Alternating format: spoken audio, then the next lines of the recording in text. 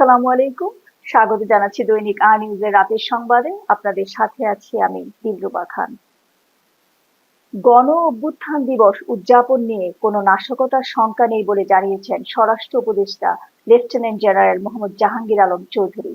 বুধবার সচিবালয়ে সাংবাদিকদের সঙ্গে আলাপকালে তিনি এ তথ্য জানান।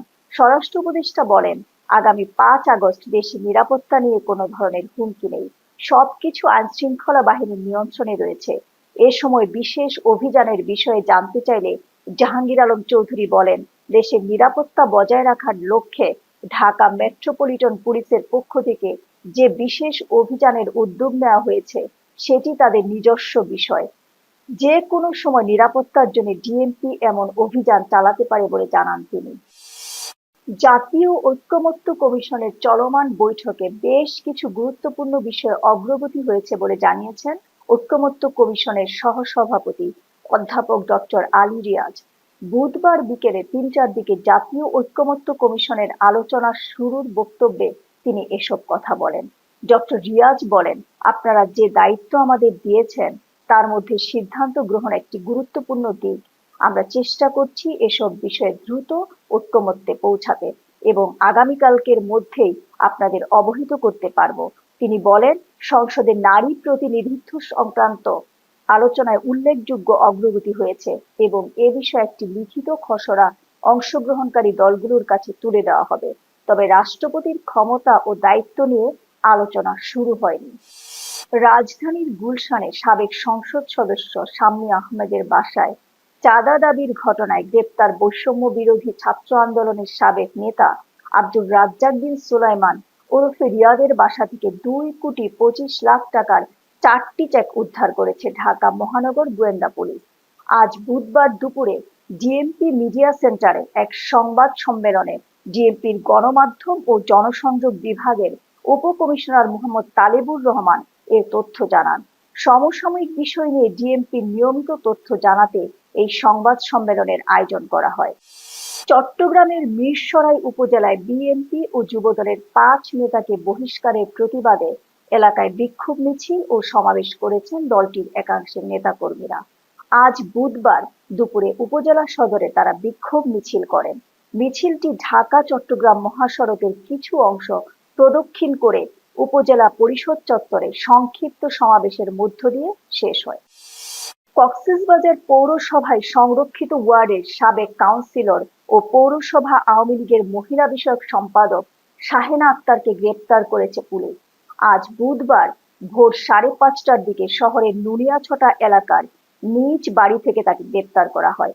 স্থানীয় সূত্র জানায়, গত বছরের 5 আগস্ট ছাত্র জনতার গণ অভ্যুত্থানে আওয়ামী লীগ সরকার পতনের পর শাহেনা আক্তার আত্মগোপনে ছিলেন। তবে সম্প্রতি তিনি বাড়ি ফেরেন। তার বিরুদ্ধে বৈষম্য বিরোধী ছাত্র আন্দোলনের কর্মসূচিতে হামলা সহ বিভিন্ন অভিযোগে একাধিক মামলা রয়েছে। সরকারের নতুন নিয়ম হলো, জাতীয় পরিচয়পত্রের বিপরীতে সর্বোচ্চ 10টি নিবন্ধিত সিম ব্যবহার করা যাবে।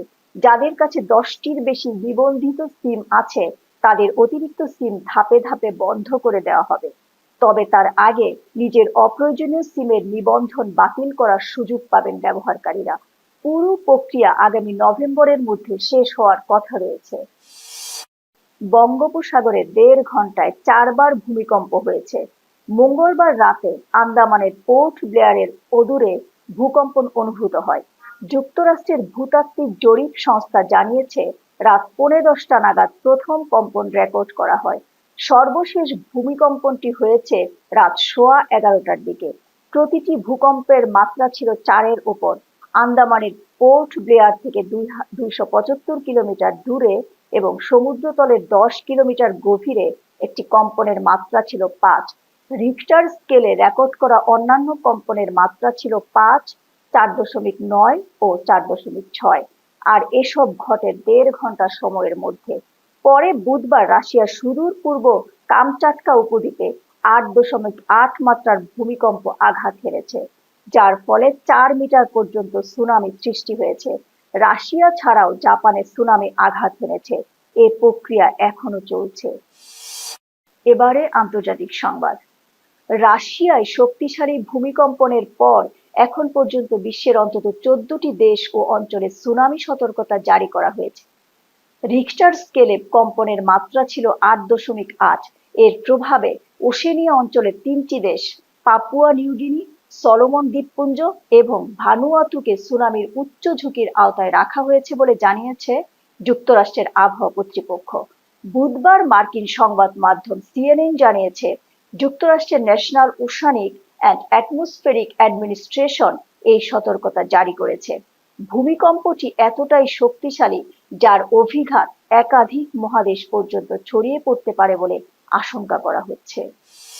এবারে খেলার খবর।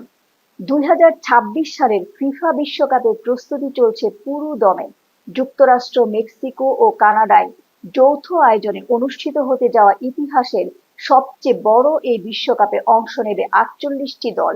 সেই 48টি দলের গ্রুপ ভাগ হবে একটি জমকালো ড্র অনুষ্ঠানের মাধ্যমে, যার তারিখ ও ভেন্যু অবশেষে ঘোষণা করেছে ফিফা।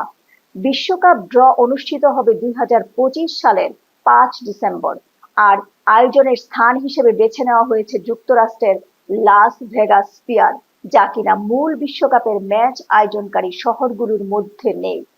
তবে আধুনিক প্রযুক্তি, পর্যটন সুবিধা এবং বিশ্বব্যাপী আকর্ষণের কারণে ফিফা এই ব্যতিক্রমী সিদ্ধান্ত নিয়েছে।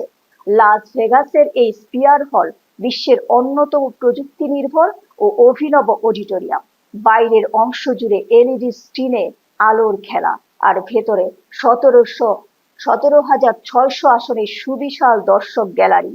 সব মিলিয়ে এক অভাবনীয় অভিজ্ঞতা।